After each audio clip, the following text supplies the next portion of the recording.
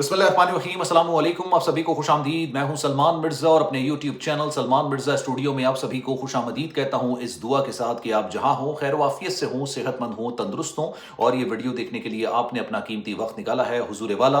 Video के आगाज़ में तहे दिल से आप सभी का मैं शुक्रिया अदा करता हूँ। जनाब, अगर आपको लगता है ना कि आपकी ज़िंदगी बड़ी मुश्किलात का शिकार है, बड़ी मुसीबतों का शिकार है, आप पर मुसीबतों के पहाड़ टूटे हुए हैं, और ऐसा नहीं है कि ऐसा नहीं होगा।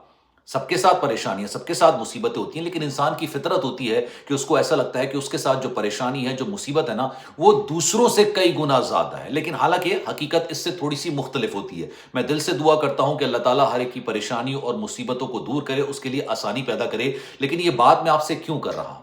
ये बात मैं आपसे इसलिए कर रहा हूं क्योंकि कल मैंने एक वीडियो देखी इन खातून की, जिनकी तस्वीर इस वक्त अपनी स्क्रीन पर आप मुलाहिजा कर रहे हैं। ये खातून अपने साथ होने वाला जो वाकया बयान कर रही है ना, मैं गारंटी के साथ कहता हूं कि इनका वाकया आप सुनेंगे, आपको अपनी परेशानी और अपनी मुसीबत, इनकी परेशानी और मुसीबत से बहुत छोटी लगने लगेगी। मतलब वाकई में इनके साथ जो कुछ हुआ है ना, उसको क़यामत से तशबीह दी जा सकती है।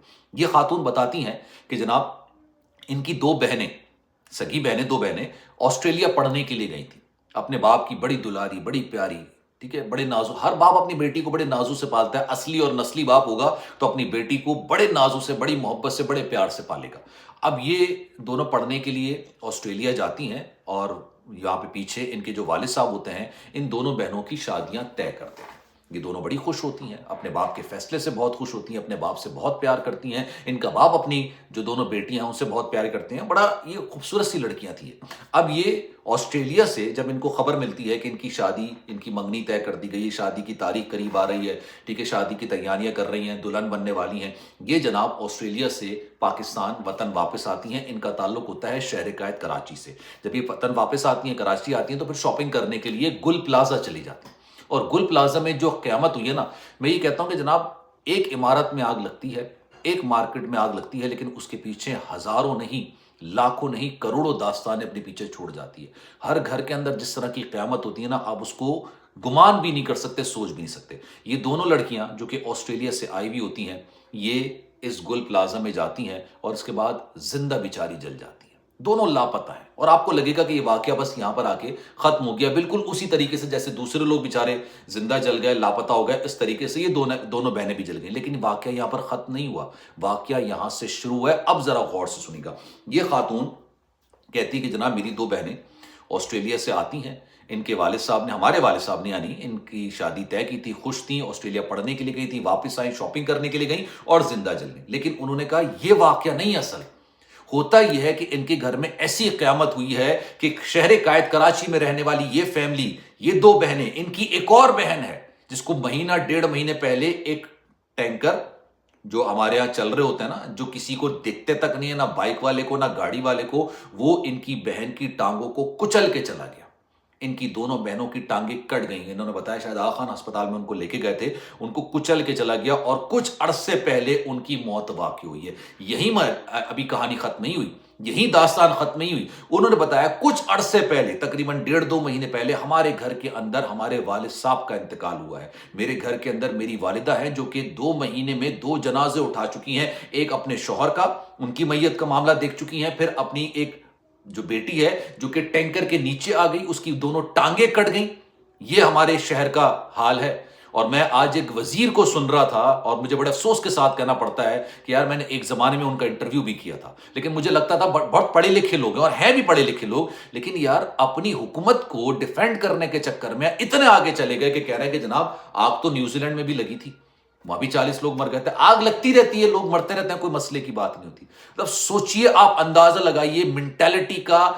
अगर ये मेंटेलिटी के लोग आपके हुक्मरान होंगे तो फिर तो इन वाकयात की जस्टिफिकेशन वो दिन रात देते रहेंगे। एक घर के अंदर पिछले 2 महीनों के दौरान 4 जनाजे, 2 ऑस्ट्रेलिया से आई हुई बहनें पढ़ने गई हुई थी, वो जिंदा जल गई। ठीक है, उनसे उनकी एक बड़ी बहन जो कि जिसको एक टैंकर कुचल के चला गया, उसकी दोनों टांगें कट गईं और जब उसको अस्पताल में एडमिट कराया गया, उसके बाद वो भी जहाने फानी से कूच कर गई। इनके वालिद साहब जो कि अपनी बेटियों से बहुत प्यार करते थे, वो गालिबन शायद तबई मौत बेचारे इस दुनिया से चले गए होंगे। सोचिए उस घर में जो इनकी वालिदा हैं, उनकी क्या हालत हुई होगी, इस वक्त किस हालत के अंदर होगी। अब ये खातून गुल प्लाजा के सामने खड़े होकर बोलती है कि भाई, मैं اپنی بہنوں کی جو بھی ان کی جو باقیات ہیں، کیونکہ انسان جب جل جاتا ہے تو اس کی باقیات پھر آپ کو پتہ ہے کیا ہوتی ہے. میں نے تو یہ جو فیکٹری میں معاملہ ہوا تھا نا، جس میں تقریباً 250 سے زائد لوگوں کو زندہ جلا دیا گیا تھا بھتے کے معاملے میں، پتہ ہے آپ کو سب. یہ بھی معاملہ نا کچھ ڈیفرنٹ ہی ہوگا. گل پلازا کا معاملہ بھی ایسا نہیں ہو سکتا جس طرح کا بتایا جا رہا ہے. ہمارے معاشرے کے اندر، ہمارے ملک کے اندر اتنا بڑا ظلم ہوتا ہے، اتنے بڑی بڑی ظلم کی داستانیں ہوتی ہیں، کسی کو پرواہ نہیں ہوتی اور کسی کو بولنے کا حق بھی نہیں ہوتا. میڈیا نہیں بولے گا، سیاستدان نہیں بولیں گے، ٹھیک ہے، جنہوں نے امیونٹی لی ہوئی ہے وہ بھی نہیں بولیں گے، کوئی نہیں بولے گا. صرف اور صرف کیا ہوگا، اس طرح کے واقعات رونما ہوتے رہیں گے. لوگ آتے رہتے ہیں، لوگ جاتے رہتے ہیں، پھر سیاستدان آ کے بیان دے دیتے ہیں کہ بھائی آگ تو نیوزی لینڈ میں بھی لگتی ہے، یہاں لگ گئی تو ایسا کیا ہوا. آگ لگتی ہے، کوئی یاد کہتا ہے پانی آتا ہے، زیادہ پانی آتا ہے، کوئی اس طرح کی باتیں ہوتی ہیں. نان سیریس قسم کی گفتگو ہوتی ہے. اور سوچئے یہ نان سیریس کی گفتگو جو ہے نا، یہ ان لوگوں کے سینوں پر کتنی بجلیاں گراتی ہوگی، جو ایک ہی گھر سے پچھلے 2 مہینوں کے دوران 4 جنازے اٹھا چکے ہیں. 2 بہنیں بھی گئیں، ایک بہن ٹینکر کو چل کے چلا گیا، ان کے والد صاحب. اب یہ خاتون کہہ رہی ہے کہ بھائی میں تو ان کو لے کے نہیں جا سکتی، میں ان کے جنازے گھر لے کے نہیں جا سکتی، میری ماں اب اس حالت میں نہیں ہے کہ مزید جنازے اٹھا سکے. انہوں نے کہا میری ماں اس کنڈیشن میں نہیں ہے. وہ پہلے ہی اپنے گھر کے اندر ایک صدمہ دیکھ چکی ہے اپنی بیٹی کا، ٹھیک ہے، اس کا بھی کوئی پرسان حال نہیں ہوگا، نہ ٹینکر والے کو پکڑا گیا ہوگا، نہ ٹرک والے کو پکڑا گیا ہوگا، کسی کے خلاف کوئی FIR درج نہیں ہوگی، ٹھیک ہے، کچھ نہیں ہوا ہوگا. اب میں ان دونوں کو لے کے جاؤں گی، وہ جیتی جاتی مر جائے گی. اور میں گارنٹی کے ساتھ آپ کو یہ کہتا ہوں کہ یار اتنا صدمہ نا انسان برداشت نہیں کر پاتا ہے. انسان کا دل ہوتا ہے یار، نرم دل لوگ نا اتنا صدمہ نہیں برداشت کر پاتے. اللہ نہ کرے، اللہ نہ کرے، اللہ نہ کرے ایک اور کوئی حادثہ ان کے گھر کے اندر ہو جائے. یہ المناک داستانیں ہیں، یہ المناک داستانیں، ٹھیک ہے. ایک بندے کی آڈیو سوشل میڈیا پر وائرل ہو رہی ہے، ہمارے پاس بھی آئی. اس کے اندر وہ بندہ کہہ رہا ہے کہ میں پھنس گیا ہوں، میں نکل نہیں سکتا، مجھے معاف کر دینا، کوئی بھی غلطی ہو مجھے معاف کر دینا. ہمارے حکمران کہہ رہے ہیں کہ جو مرا ہے ان کے گھر والوں کو 1 کروڑ روپے دیں گے. ایک بندے نے کہا 1 کروڑ نہیں، میں 2 کروڑ دیتا ہوں آپ کو، جس کا پیارا گیا ہے. سارے کاروباری لوگ ہیں نا یار، جو گل پلازا میں جن کی شاپس تھیں یا جو بیچارے شاپنگ کرنے آئے ہوئے تھے، وہ تو چلیں کروڑ پتی نہیں ہوں گے، لیکن جو بھی جن کا کاروبار تھا وہ کہتے ہیں 1 کروڑ میں نہیں، 2 کروڑ آپ کو دیتا ہوں، اپنا بچہ اس آگ کے اندر بھیجیے.